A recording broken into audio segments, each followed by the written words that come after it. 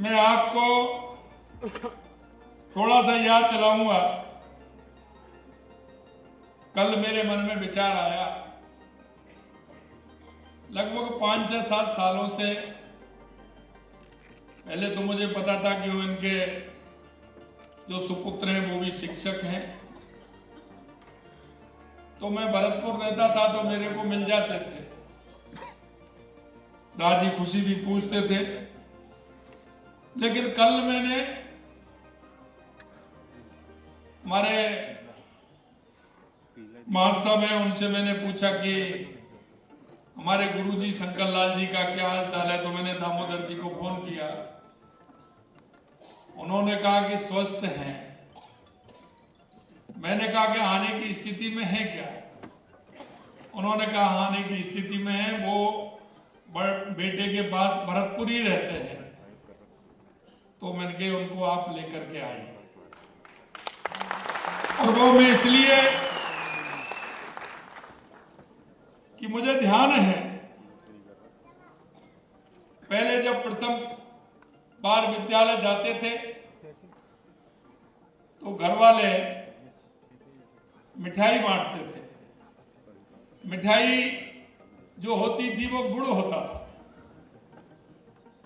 और जब पट्टी पूछते थे, आज तो किताबें हैं, कापियां हैं। मेरी जो पहला दिन था, मैं देख रहा था कि मेरे दादाजी 3-4 दिन से तैयारी कर रहे हैं मेरे एडमिशन की, और मेरे से मैं कहते थे, बाद में उन्होंने सुनाया कुछ बातें तो मुझे ध्यान थी, कुछ नहीं है।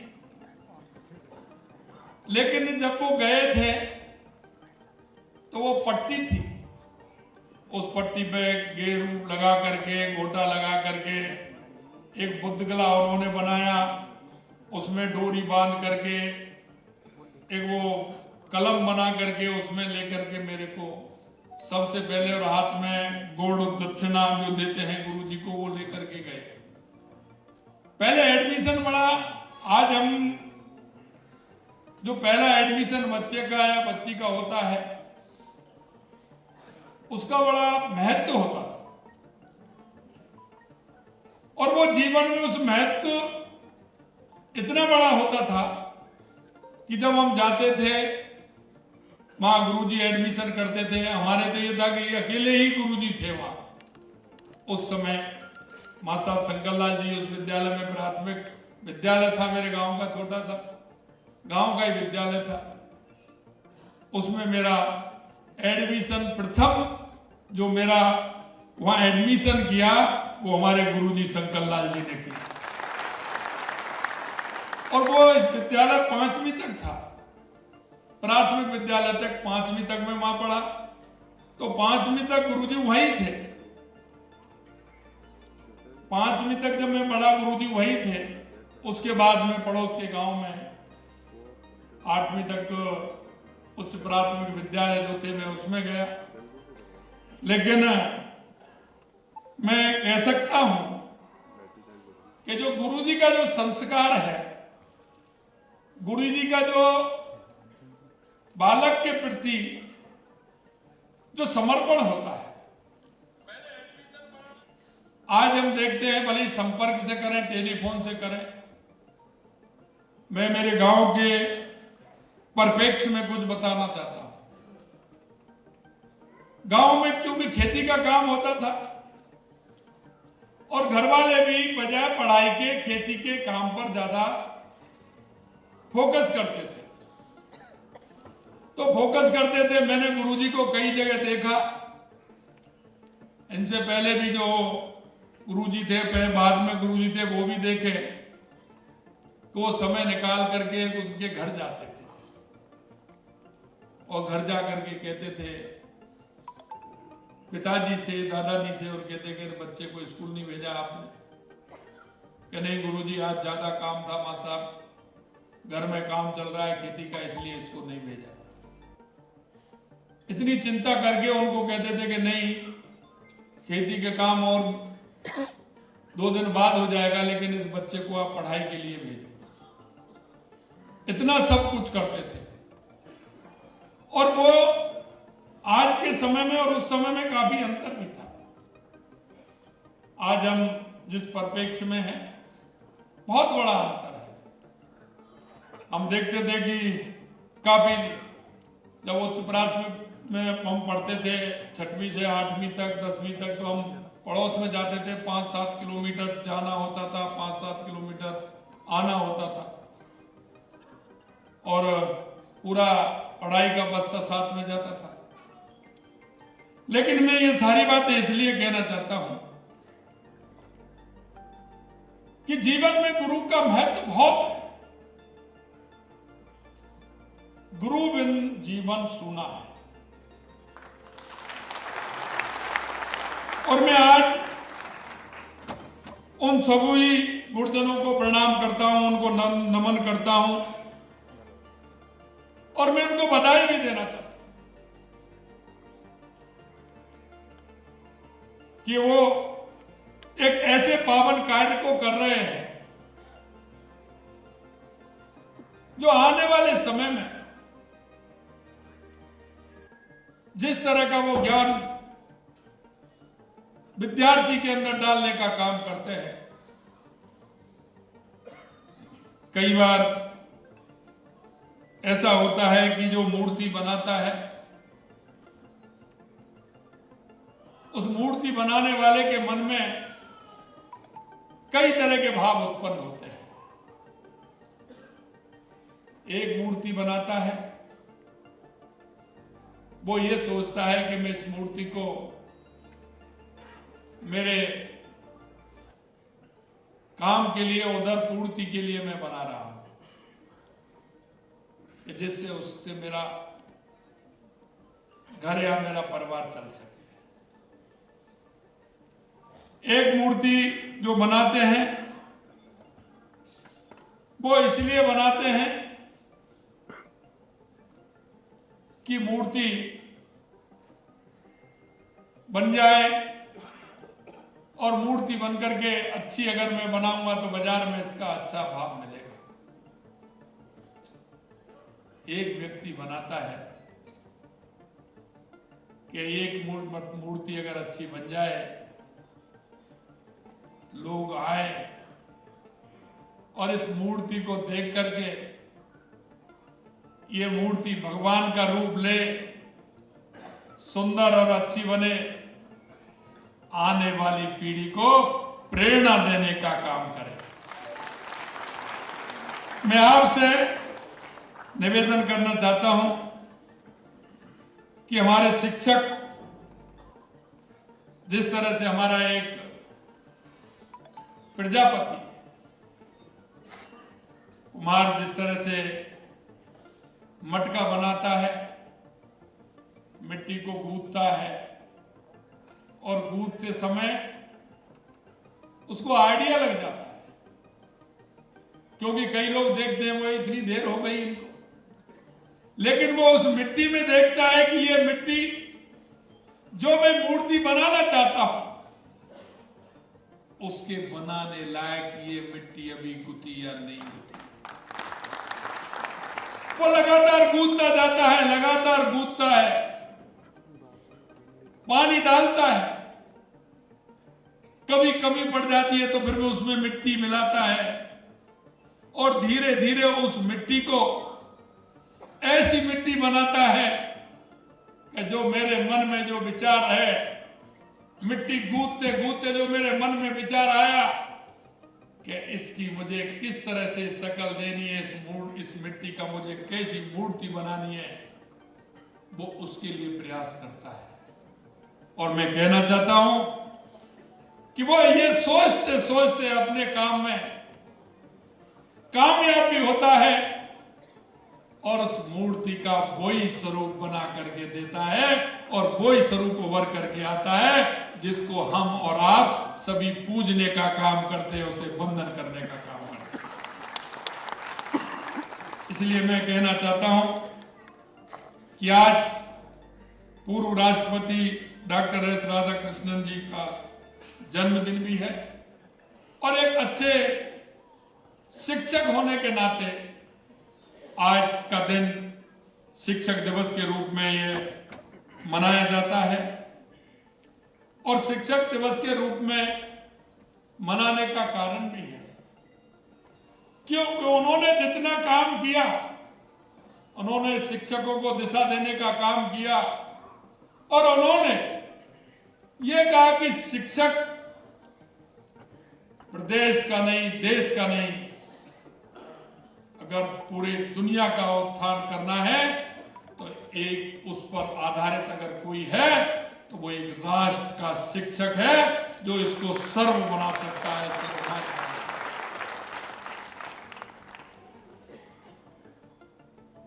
शिक्षा जगत में राधा कृष्ण जी की सेवाएं, अमूल्य योगदान हम सब के लिए विशेष रूप से अनुकरणीय है। आज के दिन में अध्यापकों और गुरुजनों को मैं नमन भी करता हूं और एक और मैं कहना चाहता हूं क्योंकि वो महान हासिल हम ही को प्राप्त है और वो राजस्थान के शिक्षकों को प्राप्त है। और मैं ये दावे के साथ कह सकता हूं हमारा राजस्थान का शिक्षक जितनी परीक्षा देकर के आता है और जितना तप करके आता है, जितना हर विषय में वो योग्य होता है, आज किसी भी प्रदेश का इतना शिक्षक योग्य नहीं है। मैं कह सकता हूं कि सरकारी जो स्कूलों में शिक्षक हैं वो महारत हासिल करने वाले शिक्षक हैं।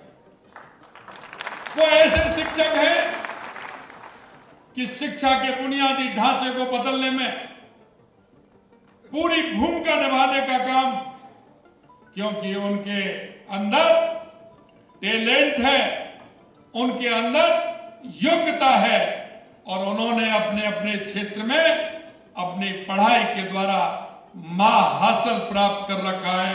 इसलिए मैं कह सकता हूं कि आने वाले दिनों में शिक्षा के क्षेत्र में राजस्थान बहुत बड़ी उन्नति करने वाला है,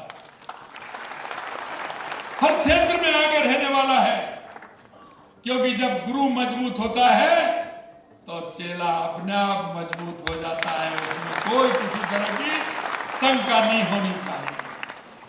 मैं देखता हूं आजकल हमारी माता बहनें जिस लगन के साथ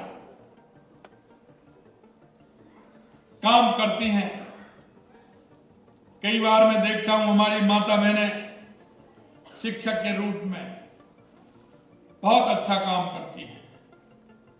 राष्ट्र के निर्माण में हमारी माता बहनों का बहुत बड़ा योगदान है, बहुत बड़ा योगदान है। हमारी परंपरा है कि गुरु का सर्वोच्च स्थान हमारे दिल में और दिमाग में और समाज के अंदर है, क्योंकि तुलसीदास जी ने भी लिखा है, गुरबिन भय निध तरई न कोई, जो प्रवंच शंकर सब होई। अर्थात भले ही कोई ब्रह्मा जी और शंकर जी के समान क्यों ना हो, लेकिन बिना गुरु के कभी भवसागर पार नहीं होता।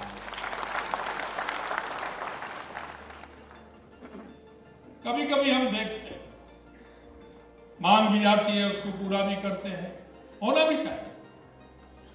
स्कूल केवल अच्छे भवन, महंगे उपकरण, सुविधाओं से नहीं बनता, बल्कि एक अच्छा स्कूल शिक्षकों की निष्ठा और उनके समर्पण पर आधारित होता है। उनके समर्पण पर आधारित। शिक्षक ही सच्चे राष्ट्र निर्माता है। मैं सही बताऊं, क्योंकि शिक्षक सच्चे राष्ट्र निर्माता है। वे हमारे बालक और बालिकाओं में जो आने वाले भविष्य की नींव होती है, उसमें मजबूत नींव डालने का भी काम करते हैं और वो एक छोटी सी इमारत पर भव्य भवन खड़ा करने का काम करते हैं, तो हमारे शिक्षक करते हैं।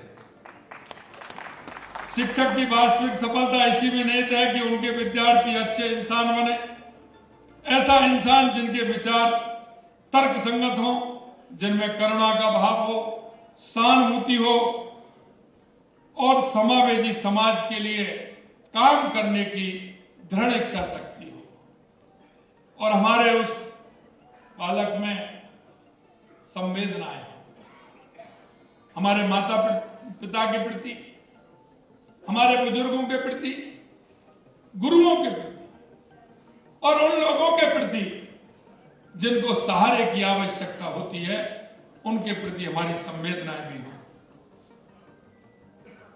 हमारी सरकार शिक्षा के महत्व को समझती है, इसके लिए विकास की नई योजनाएं और लगातार नवाचार करने का काम कर रही है। विद्यालयों के मेधावी विद्यार्थियों को इंटरनेट के साथ मुफ्त टैबलेट वितरित भी किए जाने हैं। हमारी सरकार ने राज्य के विद्यालयों में कक्षा कक्ष, लैब, पुस्तकालय, शौचालय के निर्माण के लिए 350 करोड़ रुपए की राशि व्यय करने तथा 750 स्कूलों की बिल्डिंग की मरम्मत करने के लिए बजट में हमने 100 करोड़ रुपए का प्रावधान भी रखा है। हम स्कूल और कॉलेज में बिजनेस इनोवेशन प्रोग्राम के माध्यम से 1 लाख विद्यार्थियों को लाभान्वित भी करने वाले हैं। हर गांव, कस्बे और ढाणी में शिक्षा का दीप जलाने के लिए 50 नए प्राथमिक विद्यालय खोले जा रहे हैं। 100 स्कूलों को क्रमोन्नत किया जा रहा है तथा जल्दी 100 उच्च माध्यमिक विद्यालयों में नए विषयों की शुरुआत की जा रही है। हमने कोशिश की अभी किसी भी ग्राम पंचायत से, किसी भी कस्बे से अगर हमारे पास बात आती है कि इस विद्यालय को क्रमोन्नत करना है, इसकी आवश्यकता है, इस विद्यालय में इस विषय की आवश्यकता है, कभी कभी हमारे मन में आता है कि विद्यार्थी कम है, लेकिन विद्यार्थी की रुचि का सब्जेक्ट नहीं है। हो सकता है उस विषय के विद्यार्थी 10 हो, 15 हो, कम हो, लेकिन हमने कहा है कि कोई भी विद्यार्थी ऐसा नहीं हो जो ये कहे कि मेरी रुचि इस विषय में है। तो मैंने कहा कि वो जो उसका विषय है, निश्चित रूप से हम कोशिश करेंगे कि उस विषय की उपलब्धता उस विद्यालय के अंदर हो, ऐसा हमने कहा। आगामी 2 वर्षों में 20 ITI, 10 पॉलिटेक्निक कॉलेज खोलेंगे। विद्यार्थी स्वस्थ रहे, इसके लिए राज्य के चिकित्सा स्वास्थ्य विभाग के साथ समन्वय स्कूल शिक्षा विभाग के 70,000 विद्यालयों के 80 लाख विद्यार्थियों का स्वास्थ्य परीक्षण सर्वे करवाया गया, जिससे मिले आंकड़ों के आधार पर चिन्हित विद्यार्थी को सरकार स्वास्थ्य विभाग की योजनाओं के अंतर्गत उपचार की सुविधा भी देगी। और सरकार का उद्देश्य है कि हमारा बालिका तन, मन और विचारों से स्वस्थ रहे, मस्त रहे, सशक्त रहे, ऐसा हमारा विचार है। शिक्षा के क्षेत्र में परंपरागत शिक्षण पद्धतियों के साथ साथ विविध नवाचारों के लिए भी हम प्रतिबद्ध हैं। इसके लिए स्कूल कॉलेजों में state skill policy, Atal innovation studio और learn, earn and progressive leave program, digital Purvotsav इत्यादि के माध्यम से लाखों विद्यार्थियों को लाभान्वित करने का काम भी हाथ में लिया गया है। शिक्षा के इन मंदिरों से डॉक्टर, इंजीनियर, ऑफिसर्स का ही नहीं बल्कि खिलाड़ियों का भी उदय होता है। इस आवश्यक तथ्य को ध्यान में रखते हुए हमने 250 करोड़ रुपए की लागत से महाराणा प्रताप स्पोर्ट्स यूनिवर्सिटी खोलने, ताकि हमारे राजस्थान के बेटी बेटियों को कोच व अन्य सुविधाएं भी मिल सके। हमने बजट में घोषणा की थी कि महाराणा प्रताप स्पोर्ट्स यूनिवर्सिटी खोलेंगे। वो काम भी हम कर रहे हैं, और वो इसलिए कि हमारे कई बालक बालिका ऐसे होते हैं, वो पढ़ाई के साथ साथ खेलों में भी उनकी अच्छी रुचि होती है। वो हमारे जो उस जिले का नाम रोशन करे, गांव का नाम रोशन करे, हमारे राजस्थान का नाम रोशन करे, हमारे देश का नाम रोशन करे। इसके लिए हमने ये भी सुविधा दी है कि ऐसे बच्चे आगे आए और खेल के माध्यम से वो आगे बढ़े। वही गुरु शिष्य संबंध की परंपरा को पुनर्जीवित करते हुए विश्वविद्यालय के कुलपतियों को हमने नाम बदला है और उनका कुलपति से कुलगुरु नाम किया है। पदवी नमाजे जाने से परंपरा भी हम शुरू की जा रही है, जो हमारी संस्कृति का प्रतीक भी है। मैं विश्वास दिलाता हूं कि प्रदेश सरकार हर संघर्ष, हर निर्णय, हर विचार आपके आत्मसम्मान और स्वयं निर्माण के आधार पर आधारभूत स्तंभ खड़ा करेगी। इस संपूर्ण यात्रा में आप जैसे कर्मशील शिक्षकों की एक मसाल युगों तक जलती रहे, ऐसी हमारी कामना है।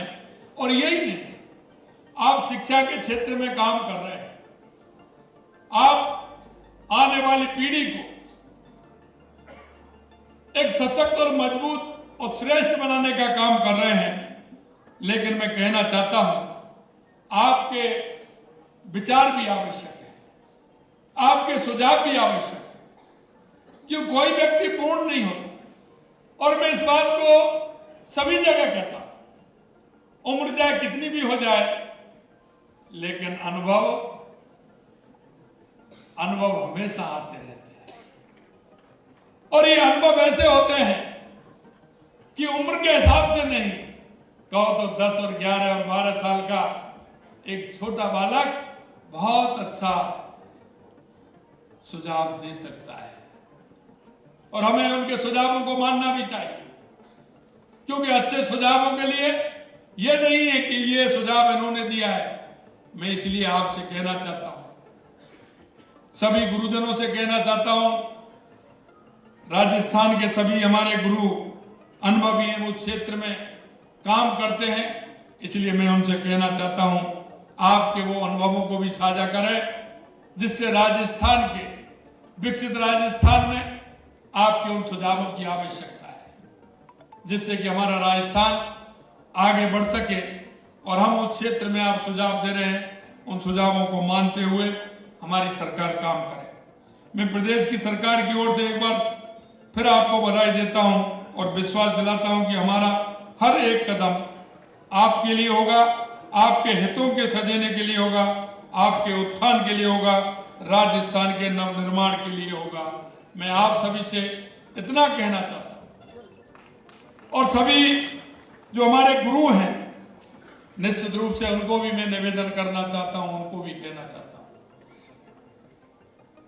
कि इस राष्ट्र के विकास में, राजस्थान के विकास में आपकी बहुत बड़ी भूमिका है।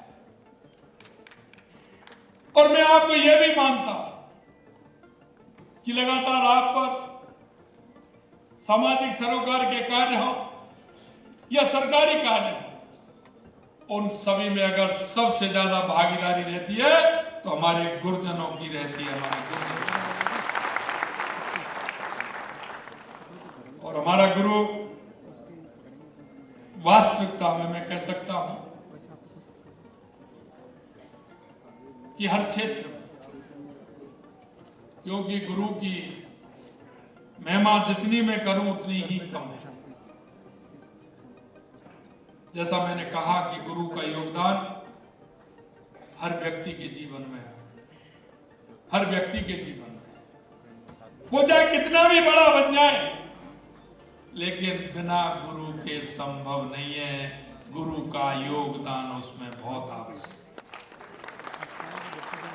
है। इसलिए मैं अंत में इतना ही कहना चाहता हूं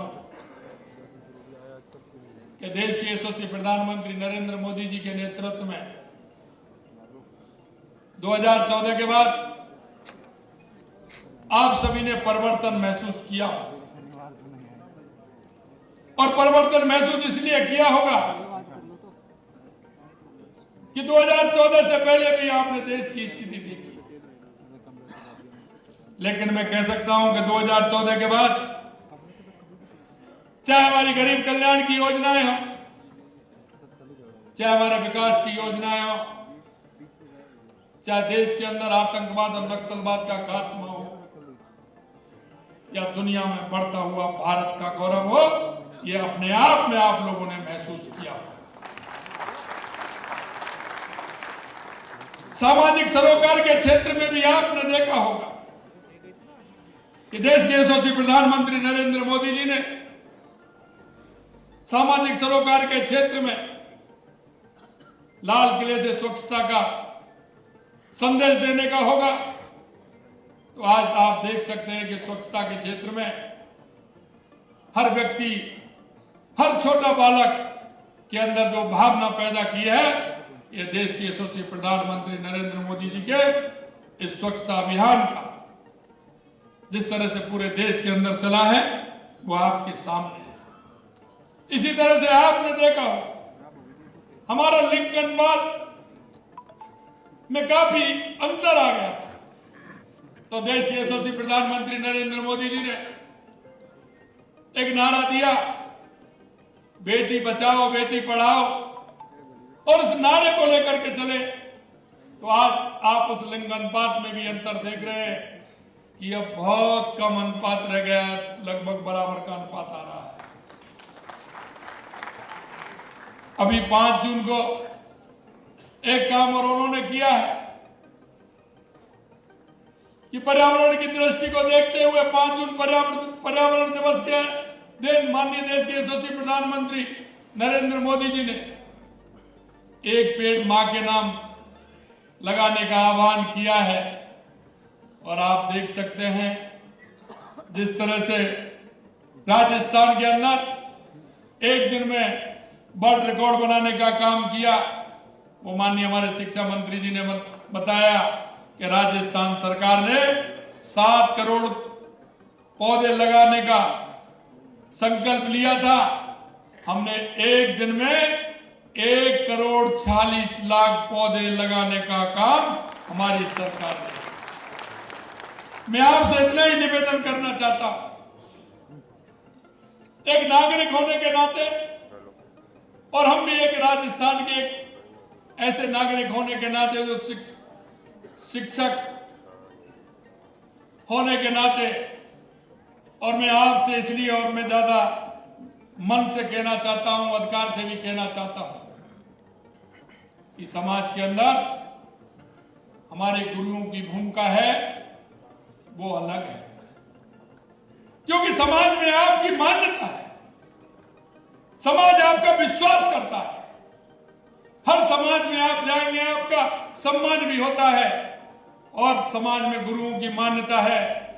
आप समाज को दिशा देने का भी काम करते हैं, समाज को एक आगे बढ़ने का आह्वान भी करते हैं।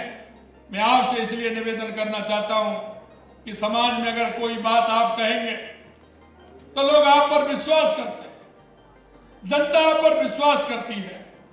इसलिए एक नागरिक होने के नाते मैं आपसे निवेदन करना चाहता हूं कि हमारा एक पेड़ मां के नाम पर्यावरण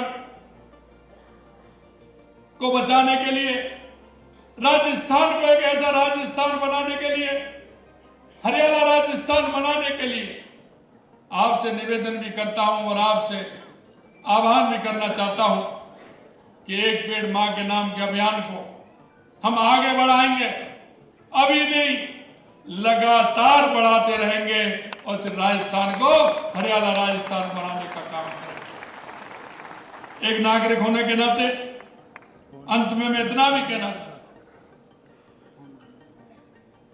क्योंकि आप सामाजिक सरोकार के कार्यों में हमेशा सहभागी बनते हैं। कहीं भी किसी गांव में चले जाओ, कोई भी काम बिना मां साहब के नहीं होता है। मां साहब का योगदान हर गांव में, हर ढाणी में होता है।